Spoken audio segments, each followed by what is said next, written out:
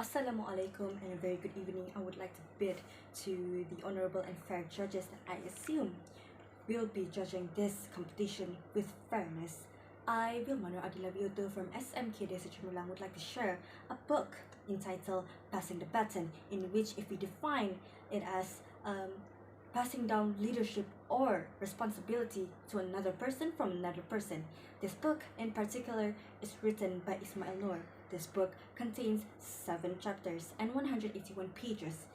In each chapter, this book will start with a quote. Just like in the first chapter, it started with a quote by the man himself, to Dr. Mahathir. He said, "Leadership changes. It's the traditional order. Leaders arrive, replacing one another." We also came upon some great Asian leaders, such as India's first Prime Minister Jawaharlal Nehru, China's Chairman Mao, and also Indonesia's charismatic leader Sukarno.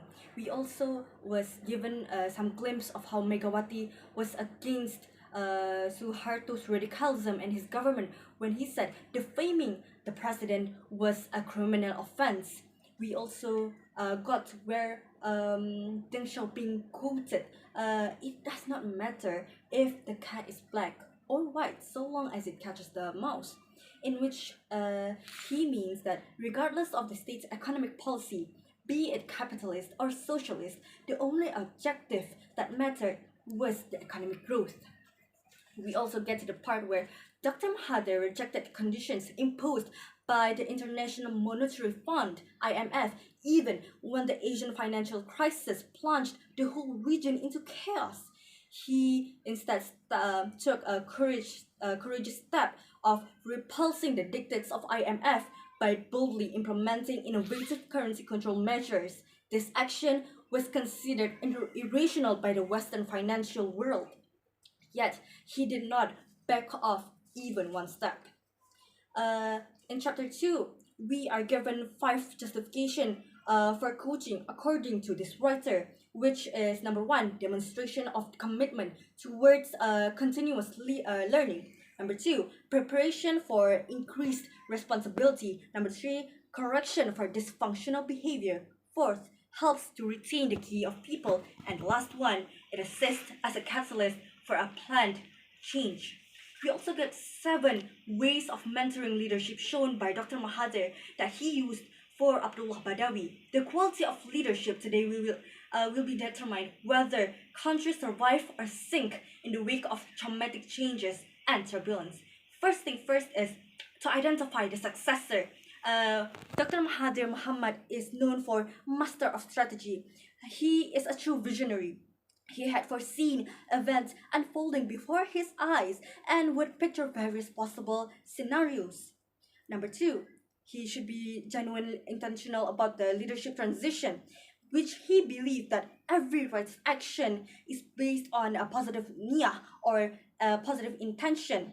Number 3, let everyone in on the plan for succession in advance, just like when President Thabo Mbeki of South Africa came and said to the media about Dr. Mahathir's legacy and stated that his confidence about Abdullah Badawi would be a deserving successor for this nation. Number 4, give the protege increased responsibility over time, in which a forum themed as continuity, change, and cooperation of Japan and Malaysia working together, Abdullah Badawi had said that he will continue the system as well as established by the former Prime Minister Tun Dr. Mahathir himself. This note had comforted around 1,400 firms that has invested in Malaysia's economy. This was viewed as a booster for this nation's economic growth. Number 5, to encourage the successor to succeed. While Dr. Mahathir was on leave, Abdullah Badawi did not bring him up even once to talk about what he got to do. Instead, he carried on his work diligently. He has proven himself, he has proven to this nation that he was capable of his responsibility, even without his mentor. Number 6, promoting meaningful transition ceremonies, in which Russian President Vladimir Putin had presented Dr. Mahathir with Russia's highest award, the Order of Druzhby. And lastly, be willing to back out at a specific time, in which Tun Dr. Mahathir, on his last day as an UMNO president, he told his fellow teammates, subordinates, his fellow colleague to show the same support to Abdullah Badawi as Prime Minister as how much they supported him as Prime Minister before.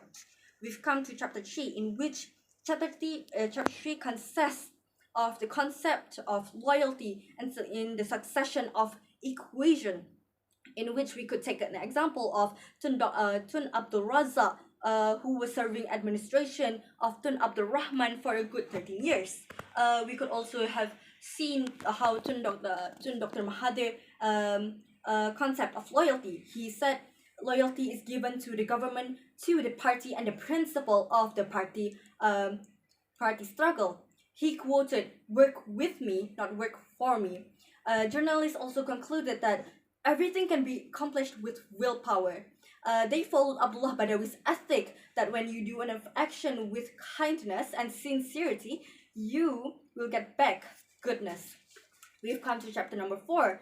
That is, Dr. Mahathir had always adamant that Malaysia government will remain unchanged. He quoted, "It is the same government, just only a different hand."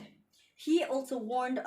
He also said that after the Asia's financial crisis event occurred in 1997 until 1998, countries like Thailand and Philippines were seen as paralyzed after Suharto's downfall.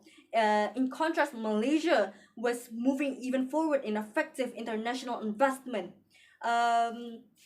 In chapter 5, Malaysia government was warned by Dr. Mahathir that the danger of corruption and bribery was like a poison in the society. He also had a hunch that jockey for power was spreading widely amongst leaders. In this final analysis, Mahathir's political position was summed up as emphatic reiteration. It showed up a mark of a man considerable integrity. He also quoted, "It is not my money. I can't show my gratitude by spending the government's money. I don't do that kind of things." We have come to chapter 6, in which challenges Abdullah Badawi had to face as Prime Minister, including corruption, money politics, abolishing extremism in any form, whether it was religion, ideological, or even raciality. He also provided provided access to works for youths, in which he said, "We will not be jealous if the younger have more skills and ability than us. We will be only glad and thankful because the younger generation are able to do something for this country." We have come to the last chapter, in which this chapter is a message from the writer to all of the reader. He said, "Life goes on.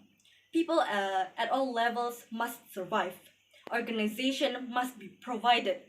Abdullah Badawi had also given Malaysia all his effort in improving facility, infrastructure. He thrived in the service based on economy. He has not shown his dedication in leadership was a measure of loyalty for this nation.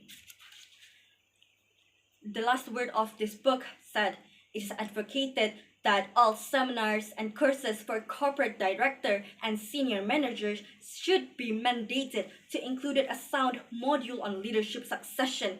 It is that critical." To end my speech, let us all, the youth of Malaysia, continue to present Malaysia in the eye of the world and building this nation into a much more advanced country for a better and brighter future.